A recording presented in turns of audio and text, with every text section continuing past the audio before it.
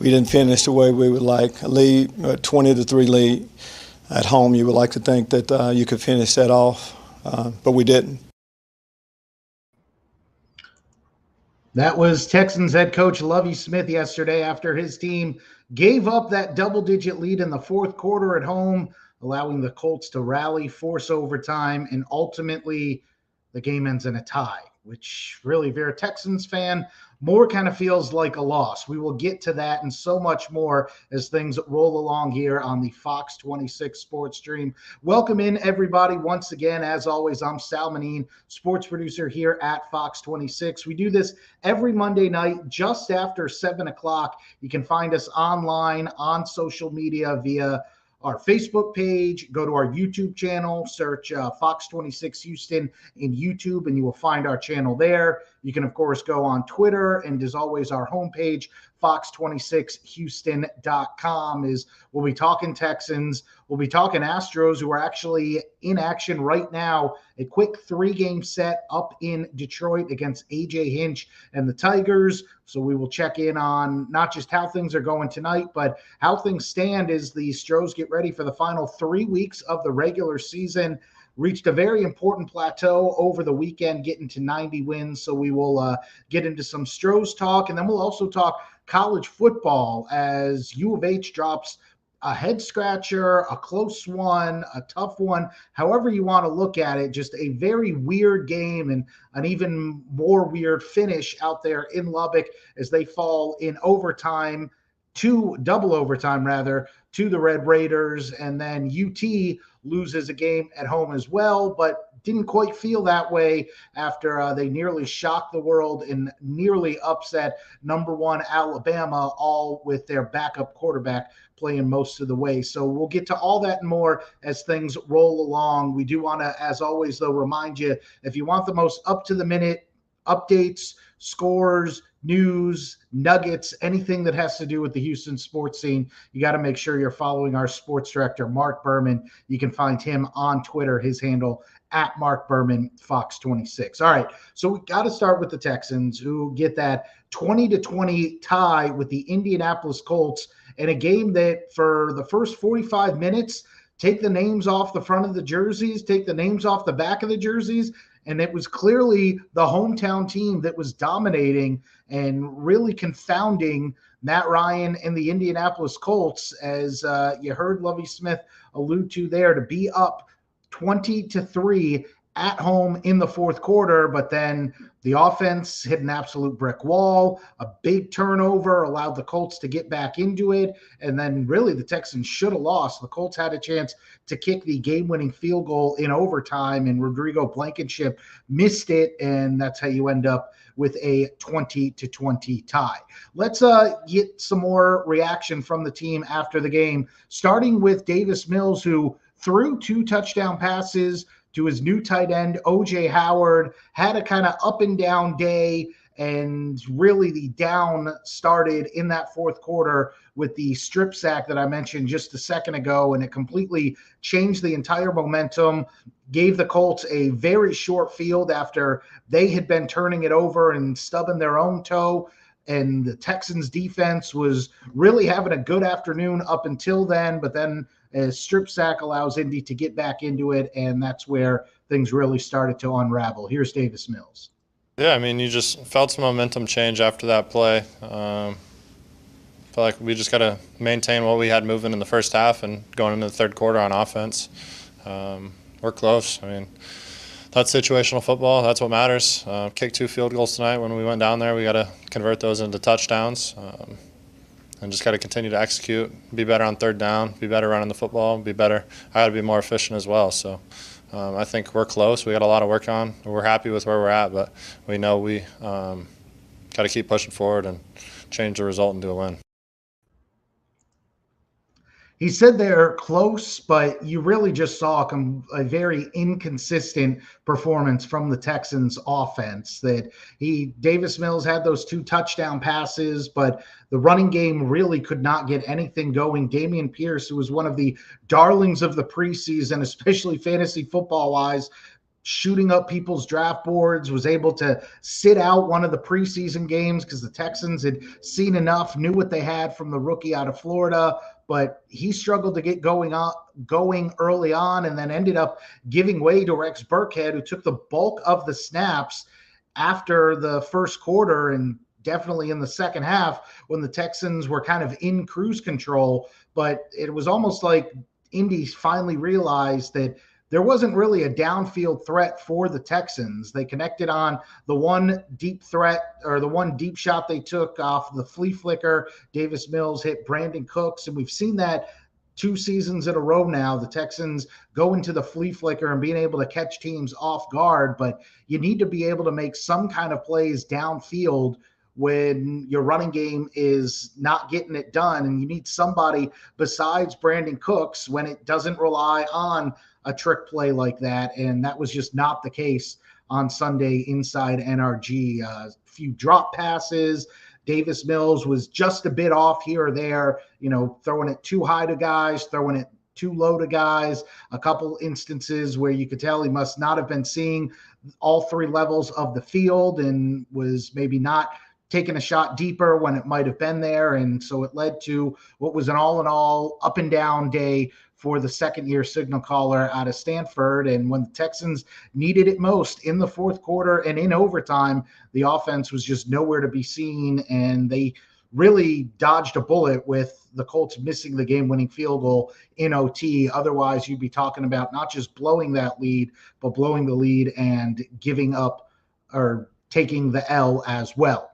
Now, the Texans might have had maybe a chance to win it themselves after the Colts missed that. But once they got to 4th and 3 around midfield, Lovie Smith decided rather than go for it or try a ridiculously long field goal, he was going to punt away and settle for the tie. He doubled down on that again today, saying he just felt like it was the best decision at the time rather than risk it, especially with the way his offense had been performing, and then possibly give the Colts a very short field with just about a minute or less than a minute left on the clock. Here's what Lovie and some of the players had to say about that decision and ending the game that started so well for them, but ends with a tie.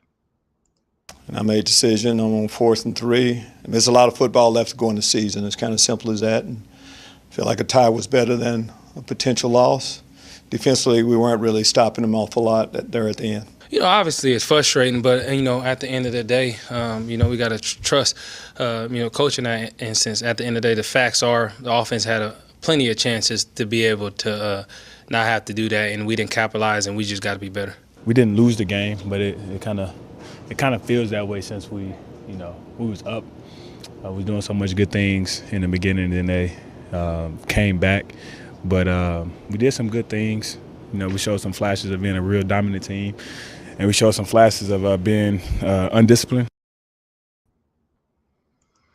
And I think that's really the best way to put it there, the Jekyll and Hyde that you saw from the Texans. And that's something that all throughout the offseason, all throughout training camp, we've been discussing the fact that so much of 2022 is going to come down to the eye test and maybe not even the win-loss column, because in this instance, the Texans avoided that and settled for the tie. But there were moments where you go, all right, this defense is going to make some noise and do some things here or there. Jalen Petrie, Derek Stingley Jr., both getting the start, both making plays as rookies out there. But then there's other times where the entire team, not just the defense, the offense, special teams, all of them really struggled at times.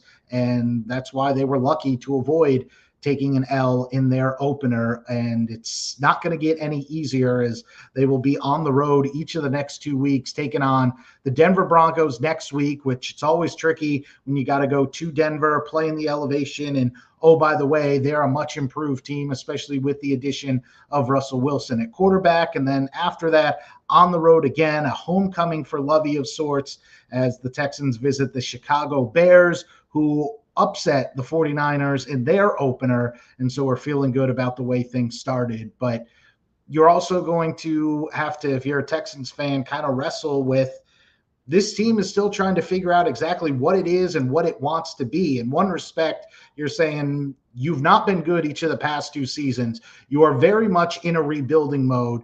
You are still trying to find the guys who are going to be your foundation for this rebuild. And so what do you have to lose? If you're up against it in overtime at home with a chance to possibly win it, why not go for it on 4th down? And if you get it, great. You've just stunned the football world after you were underdogs and upset perhaps the preseason favorite to win the division. And if you don't get it, you're right back to where you started before that, as opposed to you got a coach in Lovie Smith who everybody knows was born out of a process that he was not the first choice to be the head coach, maybe not even the second or third. Who knows, because of how bizarrely that whole coaching search played out this past offseason. And so unlike Brian Daboll, let's say, new head coach for the New York Giants, who did decide to go for 2 points and the win late in the G-Men's game against the Titans, pulled it out, and everybody's going, look at the cojones on him. Look at what the Giants were able to do.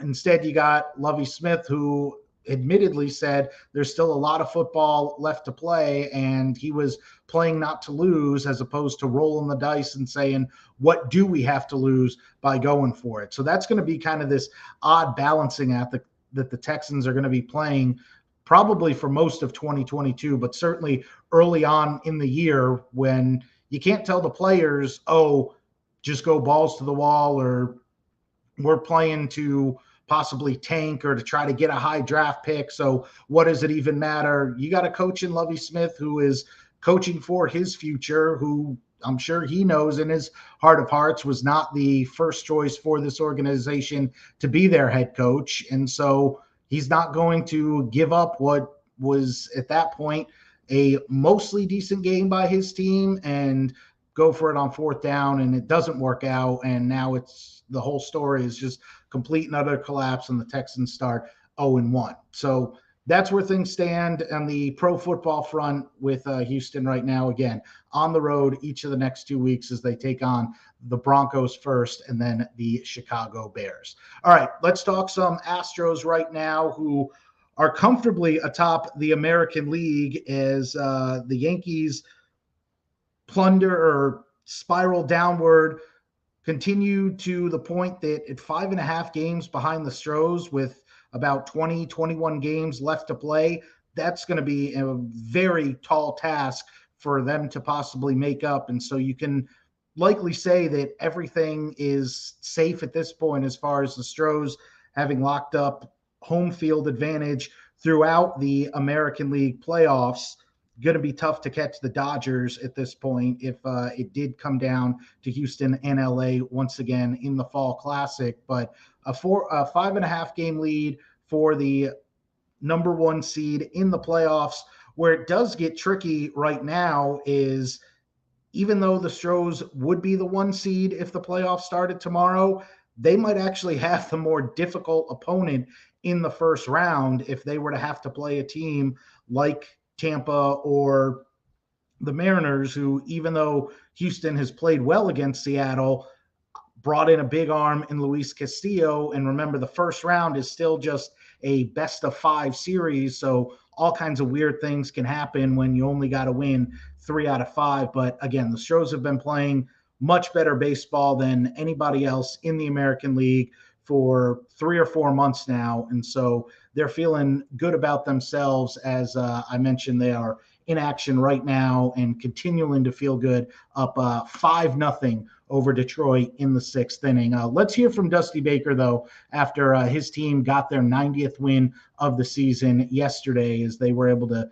take the series against the Los Angeles Angels. That's the benchmark that I have, that I have for myself and the team every year.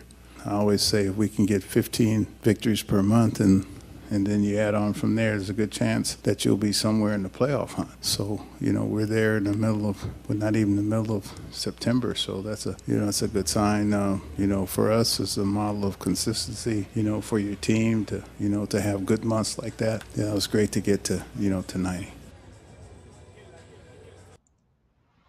And remember, this was supposed to be the year that the Astros take a step back, that the rest of the division had caught up to them. You saw the Rangers and the Mariners make big moves in the offseason, spend a lot of money. Obviously, Seattle goes big at the trade deadline, as I mentioned a moment ago, bringing in Luis Castillo. And so a lot of people outside of Houston were saying this is finally going to be the year that it's not the Stros, yet here we are, that they are the favorites in the American League once again. And that's something that we talked to Lance McCullers Jr. about the other day. He was hosting, or one of the Astros that was hosting a charity event along with Jose Altuve and Kyle Tucker to benefit their foundations and local charities here in the Houston community. But we were talking to him about the fact that outside of Houston, there wasn't all this love from maybe the national media or people who don't follow the Astros, yet here they are as we're just a few weeks away from October. Here's what Lance McCullers Jr. had to say about that. We haven't let national media or national opinions affect our clubhouse too much over the years. And of course, there are a lot of great teams in baseball right now. The NL is very strong. We got some good teams in the AL as well. But we feel very confident about the group of guys we have, and no one's done as much winning as we have in the postseason, especially with the guys we've had for the last few years. So. We control our own destiny. I truly believe that we'll be the best team in really any series. It's just about playing good baseball.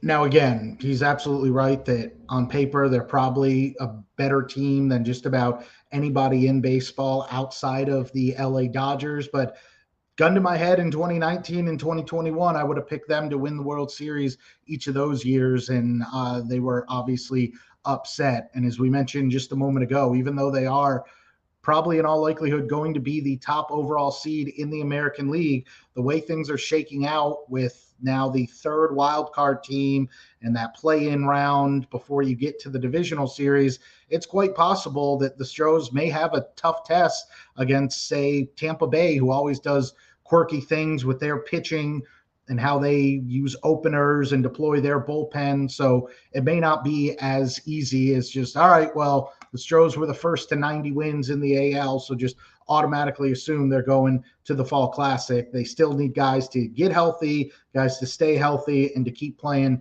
solid baseball. And one guy who has been doing that for a few months now is Alex Bregman. I feel like we've been talking about this every few weeks. We're able to update things with just how well Breggy's been playing after really losing each of the past two seasons to injury and then getting off to a slow start the first few months of 2022. But in his last 73 games entering today, hitting over 300, on base percentage well over 400, slugging 566, an OPS of 979, and then you see the power and the production there with 15 homers, 54 ribbies. You extrapolate that, if he put up this kind of production over the course of 162 games, and he's right back at his MVP caliber levels that we saw in 2018 and 2019. So Alex Bregman playing very good baseball. We saw Yordan Alvarez, who obviously was dealing with that hand injury that had kind of sapped him of his power for the last few weeks, finally hit a home run yesterday in that rout of the Angels and hit one to one of the deepest part of the ballparks. Dusty Baker said afterwards that shows for him to be able to drill one out to left center like that it shows his hand is getting stronger and he's feeling better, that he's able to get all the way through the ball, elevate it, and take advantage of the power that we know he has. And the Stros looks like sooner rather than not we'll be getting some reinforcements, possibly the biggest reinforcement of all, Justin Verlander, who's on the injured list right now, dealing with that calf injury after he had to leave the game early last weekend. But he's threw a bullpen again yesterday. He says he's feeling great. Things are, if anything, kind of progressing ahead of schedule. And so it may not be that much longer before he is back in the rotation. Here's what Justin Verlander had to say to Mark Berman and other reporters before yesterday's game at Minute Maid Park. Just tried to simulate, almost like a game, but a little less intent.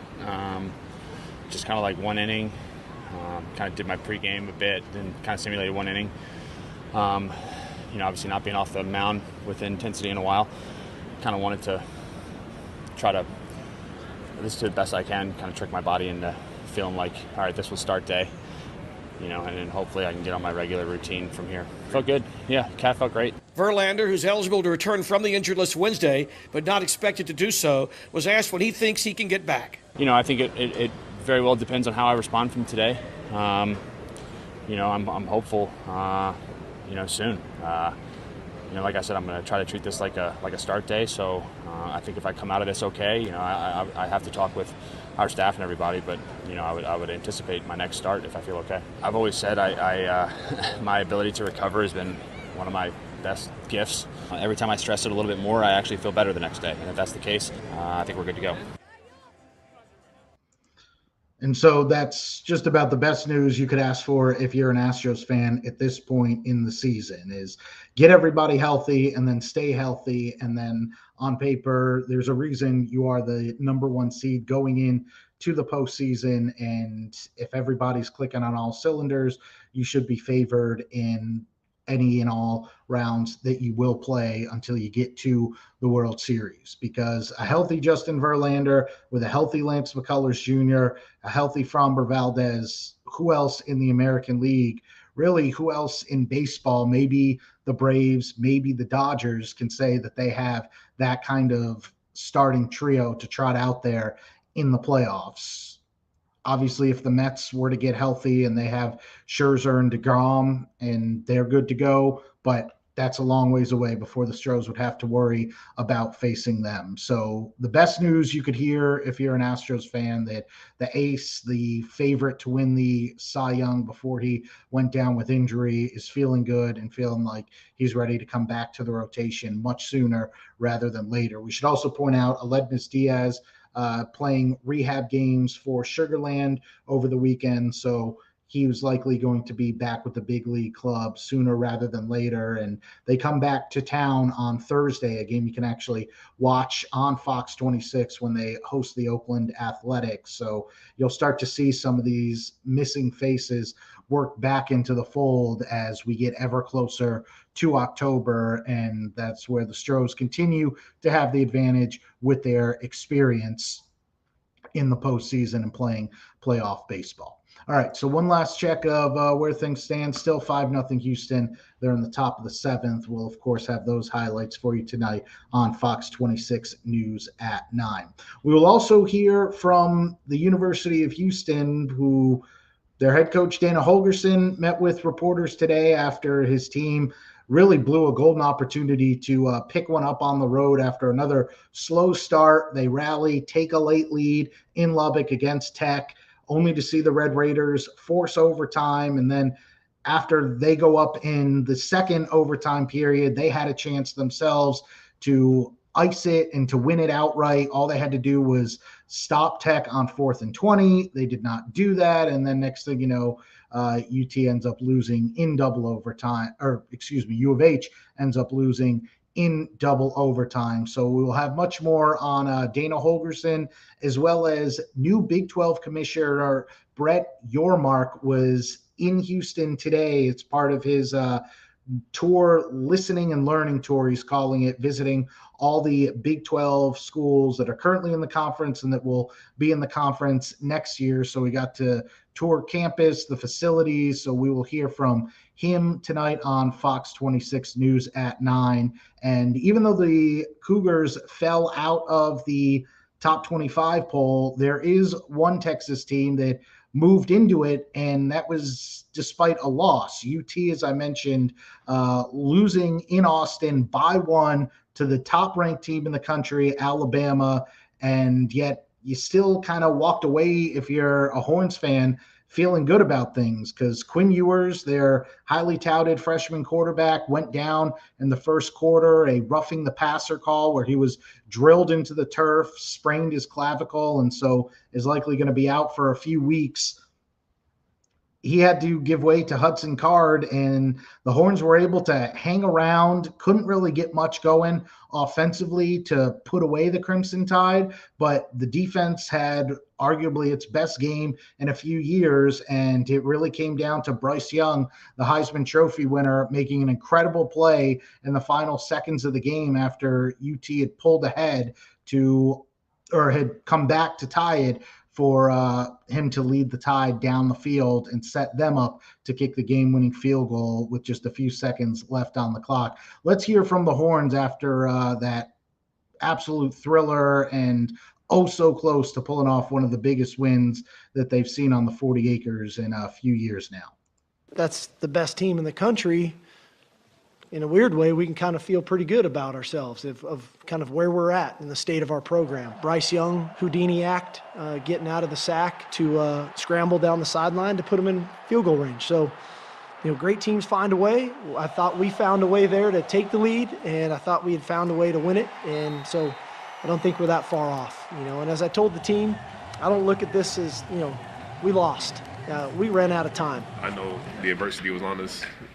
Nobody thought we could do it. I know we didn't come out with the win, but it just showed in people's eyes. We're not the team to back down anymore. We're going to bring the fight throughout the whole game. I think what the country saw is Texas, they got a different culture, a new brotherhood, and I believe that we're just in the fight for success throughout the season.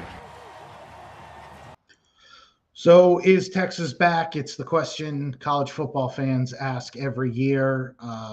Still too soon to say. You played Alabama close. You did so with your backup quarterback, who we should point out did get hurt himself and was limited in what he was still able to do out there. But ultimately to be back to those levels of when VY and Colt McCoy were running around, you have to finish those games, and you have to be winning 9-10 games on a week-in, week-out basis. So that's where things stand with the Horns. Certainly took a step forward. Obviously, they have a lot of young guys on that roster, and so if that's a sign of things to come, and that's the UT that football fans are going to be seeing join the SEC, well, that's a lot better than the UT that we saw lose to Kansas last year, who, by the way, comes to Houston this weekend. That's who the Cougs will be playing Saturday at TD-ECU Stadium, 3:00 kick between the Cougs and the Jayhawks. Let's hear from Dana Holgorsen real quick before we get out of here, what he had to say